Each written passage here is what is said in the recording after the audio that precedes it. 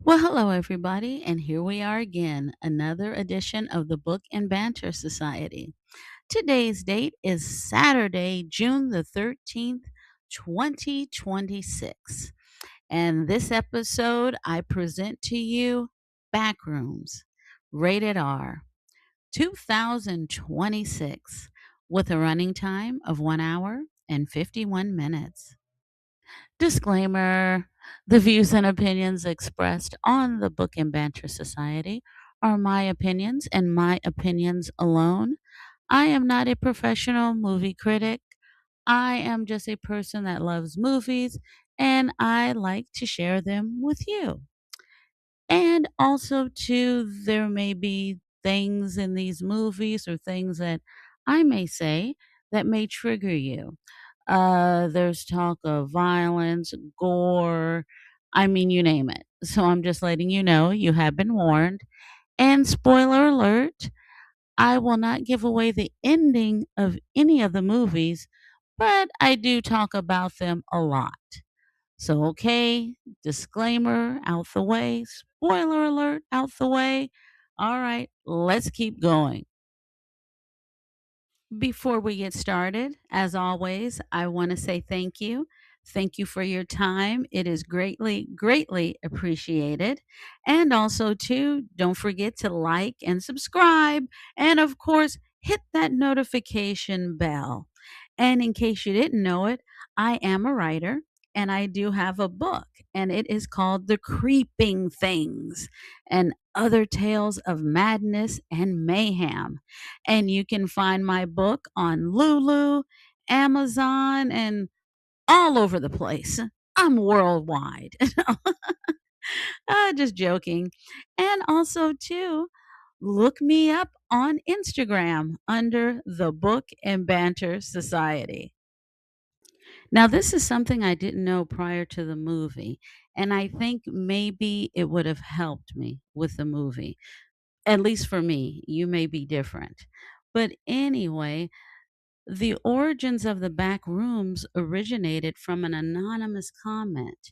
And this picture right here was posted on the internet on May the 12th, 2019. And as you can see, it's basically a simple picture of an empty room. And the next thing you know, it created this kind of creepy horror legend. Like, where is this? What is this? And the photo remained a mystery for 5 years until some internet sleuths they tracked down the origins of this picture. And the photograph was originally taken back in 2002 during the renovation of a Hobbies Town store, which was located in Oshkosh, Wisconsin. And the actual physical rooms were torn down and rebuilt shortly after this picture was taken. So now it's January 2022, and a 16-year-old YouTuber by the name of Kane Parsons uploaded a short film called The Back Rooms and kind of began publishing a web series called Backrooms.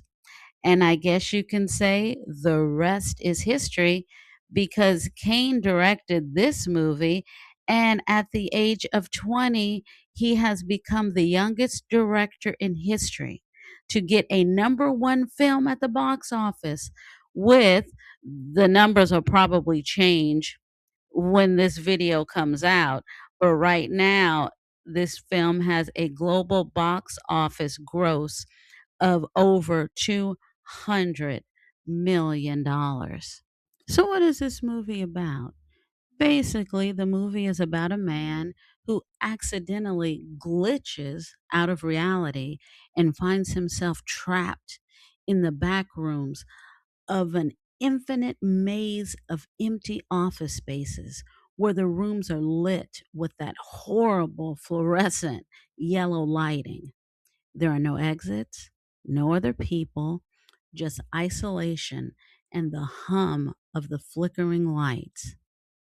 Is someone watching him as he walks through the endless corridors of the back rooms? It's June 1990, and here we have Captain Clark's Ottoman Empire furniture store. And here's a still picture of one of his commercials. And his commercials are, the standard local commercials, meaning extremely low budget and extremely goofy. Clark, well, he's not as successful as you may think he is. He's sitting here with his therapist, Dr. Mary Klein, trying to work out some issues, which include debt, alcoholism, and a failed marriage. Because you see, Clark was living with his wife, Barbara, at the time, who was a senior college student studying to be a lawyer. And Clark paid for everything. He was a breadwinner. I mean, he owned a furniture store and he was also an aspiring architect.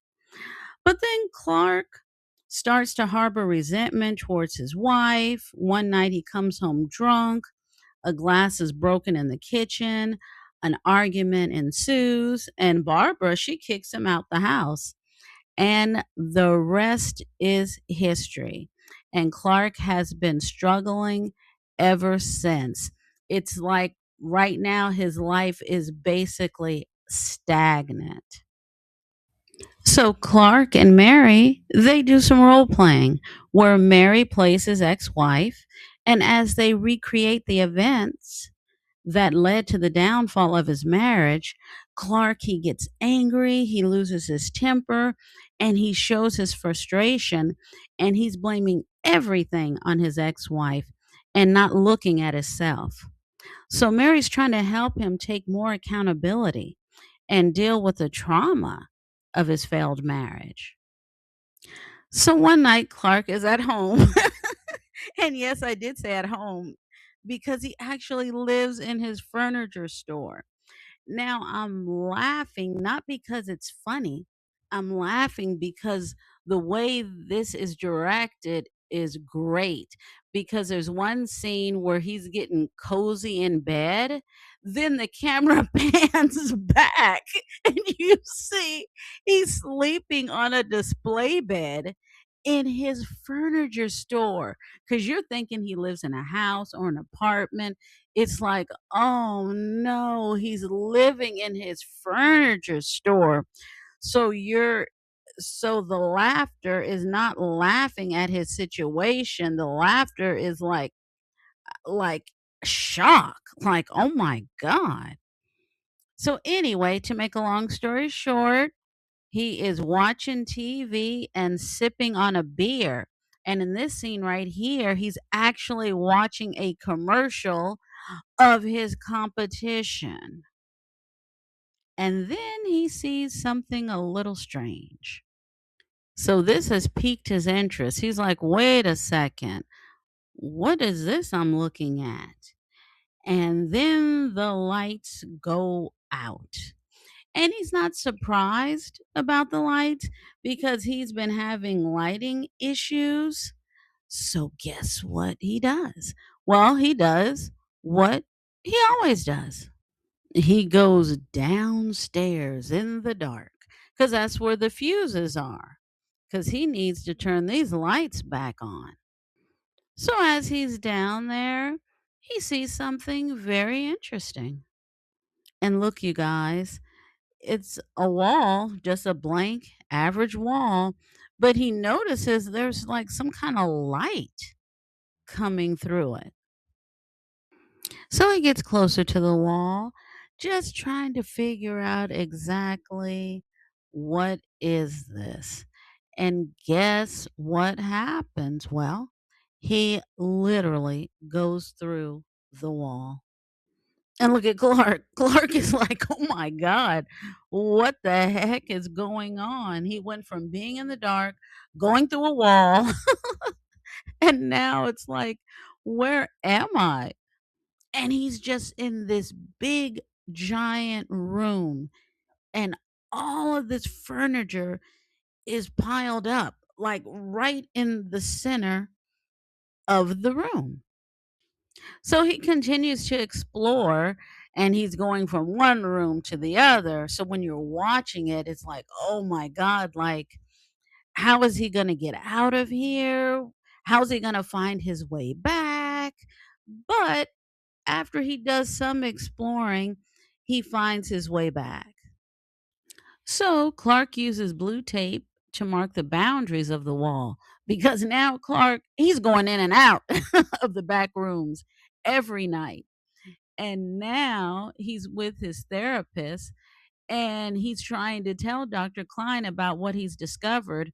And she's like, okay, she doesn't know if does it really exist or is it his imagination? Because he's like, it's massive down there. And since he wanted to be an architect, he even, I mean, look right there, he's even mapped it all out and everything. And she's kind of like, oh, I don't know. But he goes, you know what?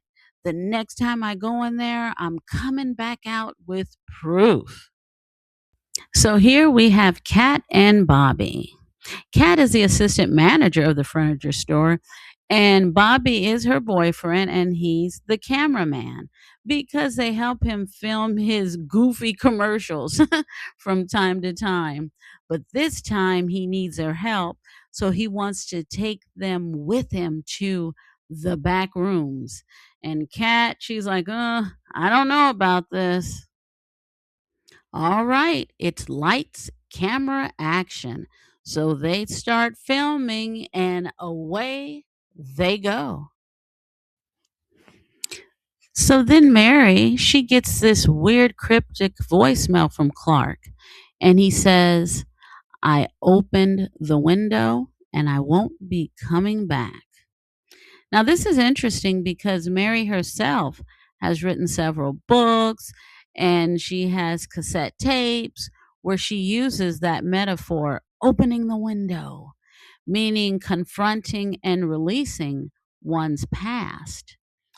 So she goes to the furniture store and there's mail piled up in the front. It says past due, past due.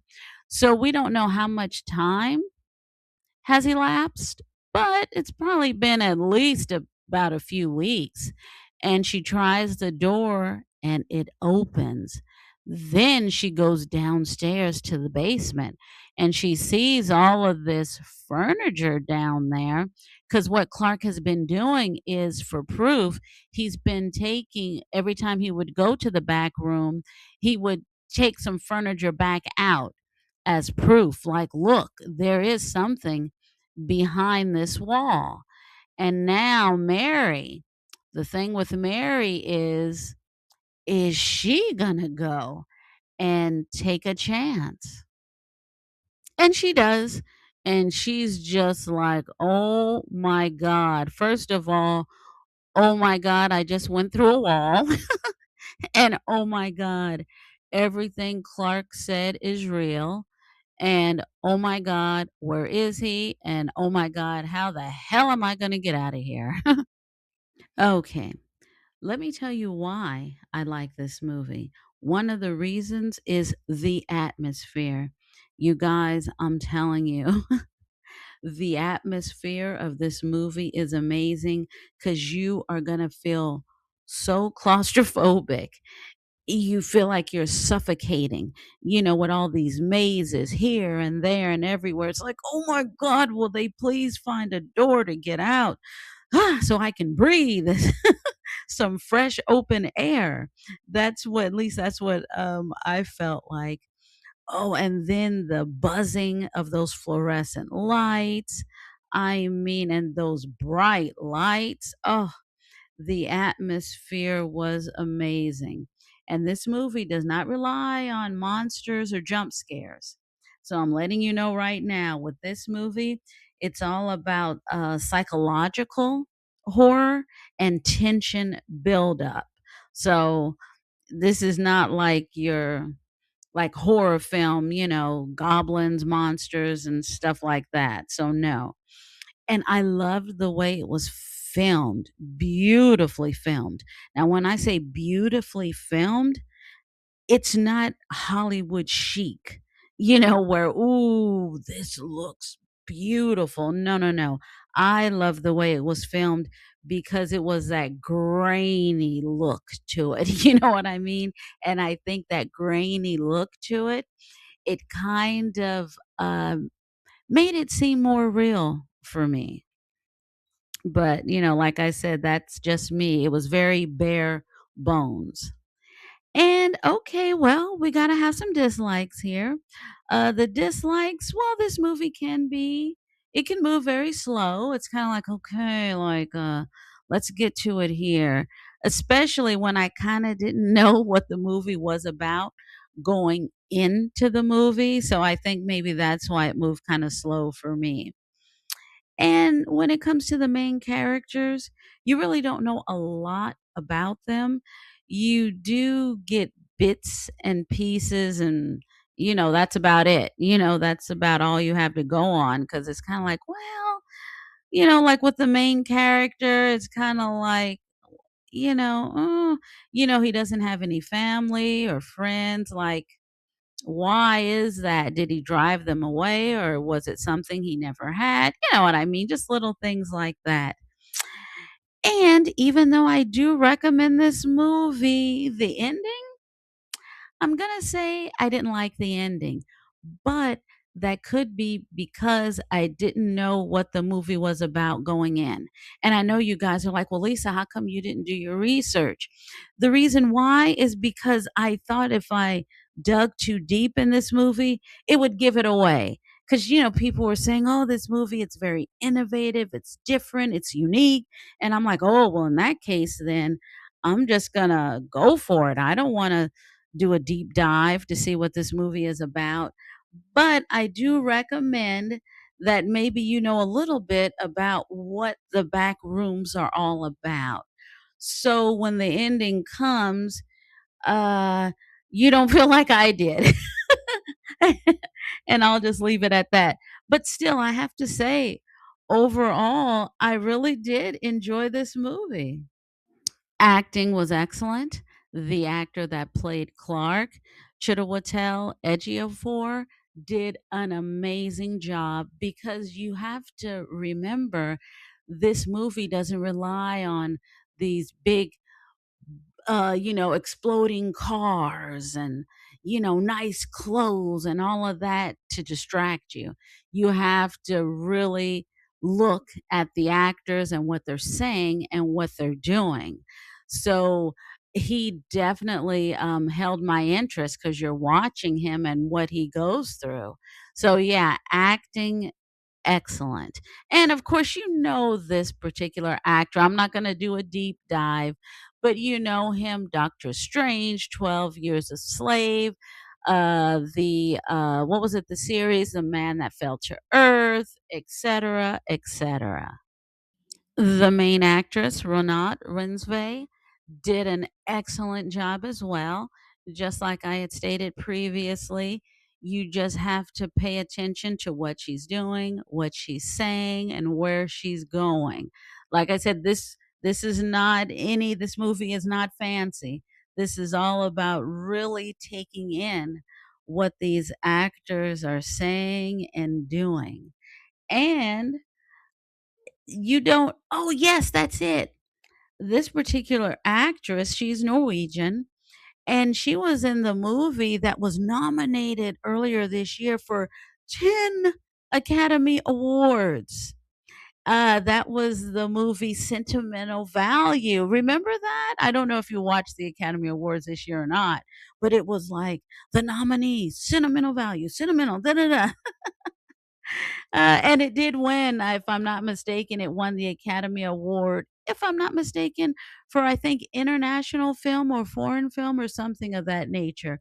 But definitely check out her work. And before I let you go, I have to recommend a movie. This is what you would call a liminal movie. Never heard of that term before. But a liminal movie is basically a movie that uses empty settings like an abandoned mall, uh, empty hotels, anything that can bring about this kind of quiet horror or kind of this dread. And this is this movie right here, Cube from 1997. And look at the catchphrase, don't look for a reason, look for a way out, which is true. And basically, this movie is about a couple of people. They literally wake up in a cube. They don't know how they got there or how they're getting out. And then it's an endless maze of like these little cubes, almost basically like being stuck in a Rubik's cube. Do I turn left? Do I turn right? Do I go up? Do I go down? Do I trust this person or that person? Excellent movie. I really, really recommend this movie. I guess you would say this movie over the decades has become a cult classic. Well, as always, thank you guys so much for listening. I appreciate it. And until next time, be careful because if not, you'll end up in the back rooms. Until next time, bye.